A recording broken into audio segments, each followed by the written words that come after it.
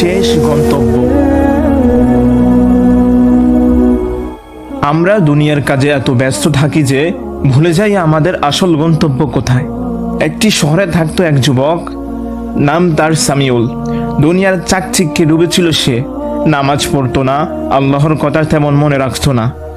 তার মা বাবা বারবার বলতো, বাবা সামিউল, নামাজ পড়ো, আল্লাহর কাছে ফিরে আসো। কিন্তু সামিউল হাসতে হাসতে উড়িয়ে দিত, সময় হলে পড়ব, এখনো তো অনেক সময় বাকি। একদিন হঠাৎ ভীষণ অসুস্থ হয়ে পড়ল সামিউল। হাসপাতালে নিয়ে যাওয়া হলো।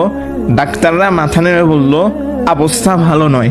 বিছানায় শুয়ে সামিউল কাঁদতে লাগলো, যদি আমি নামাজ পড়তাম, যদি আমি আল্লাহর কাছে ফিরে আসতাম। কিন্তু তখন আর সময় ছিল না। শেষ নিঃশ্বাস ত্যাগ করার সময় সামিউলের মুখে শুধু একটি কথা, আমি যদি নামাজ আদায় করতাম, আল্লাহর পথে ফিরে আসতাম।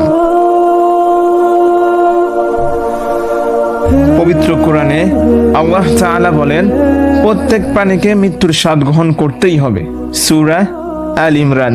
কিন্তু আমরা ভুলে যাই, কাল আমাদের জন্য আসবে এমন কোনো নিশ্চয়তা নেই। মনে রাখুন, নামাজ হলো আখিরাতের প্রথম প্রশ্ন। মা বাবার সন্তুষ্টি ছাড়া জান্নাত নেই। আর কোরআন হলো সেই আলো যা কবরে অন্ধকার দূর করে। আসুন আজ থেকে আমরা বদলে যাই, নামাজ আঁকড়ে ধরি, কোরআনকে সঙ্গী করি, আর মা বাবার সেবা করি। আল্লাহ আমাদের সবাইকে তাওবা করার তৌফিক দিন এবং জান্নাতের যোগ্য বানিয়ে দিন।